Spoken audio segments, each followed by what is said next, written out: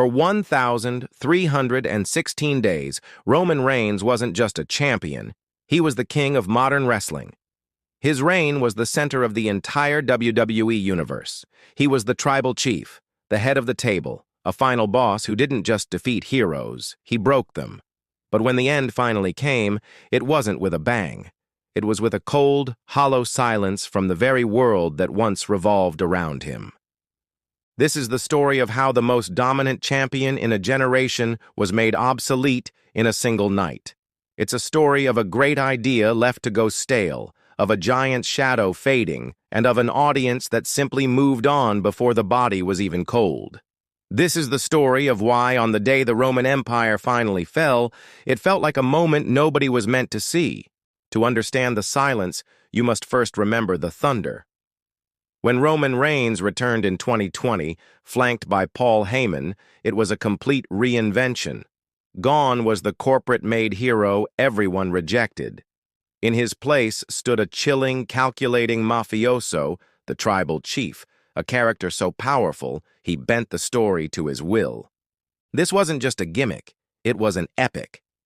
The Bloodline saga was a masterclass in psychological drama, a family tragedy playing out in real time about loyalty, paranoia, and power. It elevated everyone it touched.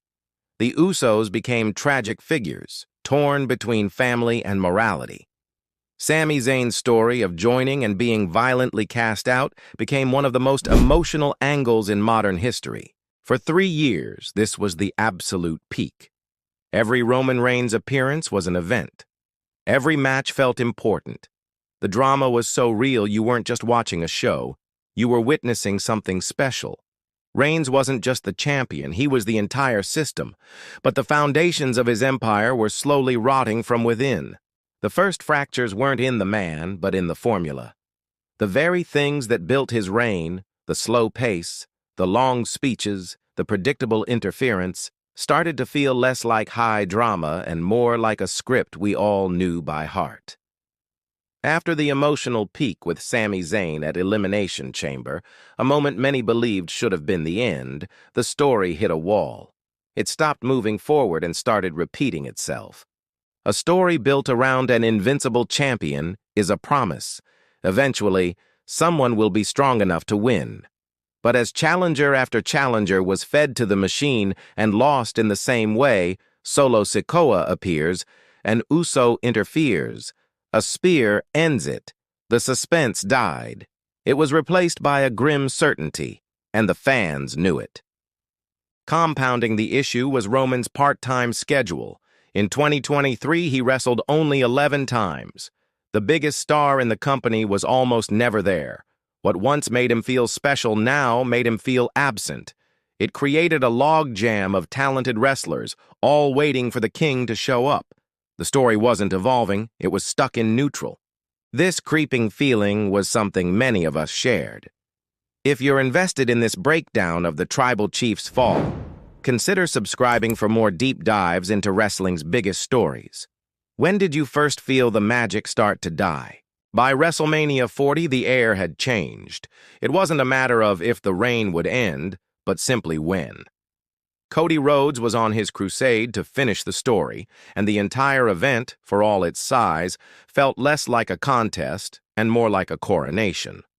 Roman Reigns, the ultimate final boss, had been reduced to the final obstacle in someone else's story. And when the referee's hand hit the mat for 3, the stadium didn't gasp at the fall of a giant. It roared for the birth of a new hero.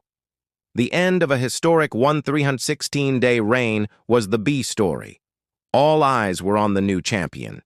Fan cameras captured the human aftermath the broadcast barely showed. A broken Roman struggling to process his new reality on the ramp, being consoled by Paul Heyman. The fall of the Empire was just background scenery. Backstage, the silence would have been deafening. Not a silence of shock, but of business as usual.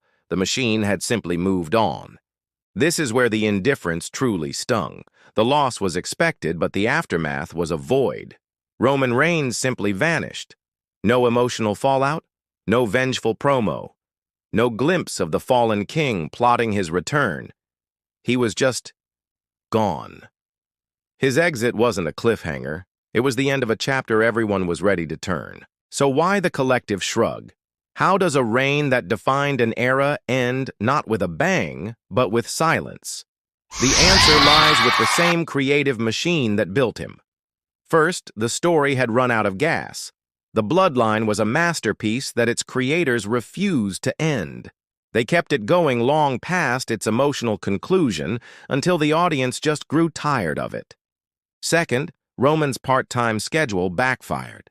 It was supposed to create an aura of importance, but instead, it taught the audience how to live without him.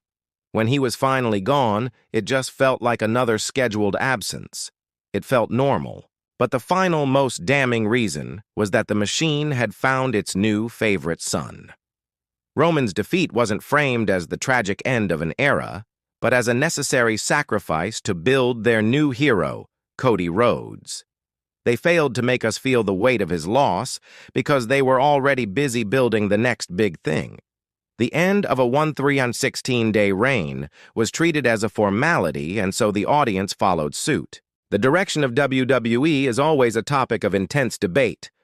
What do you believe truly killed the tribal chief's aura? The stale story, the absent champion, or the company's urgent need for a new hero? Sound off in the comments, and be sure to like and subscribe for more analysis of the wrestling world. Roman Reigns as the tribal chief will be immortalized as one of the great characters in wrestling history. He created a new blueprint for long-form storytelling. But his end serves as a brutal warning. No story, no matter how legendary, can survive when the company decides it's time to move on. It needs stakes, it needs presence, and above all, it needs a purpose. The downfall of Roman Reigns wasn't a single event. It was a quiet, calculated erasure. The day the most dominant champion of his generation fell wasn't met with shock, but with simple indifference. For a character who ruled by demanding acknowledgement, being ignored is the most profound defeat. They didn't just beat the tribal chief. They made him irrelevant.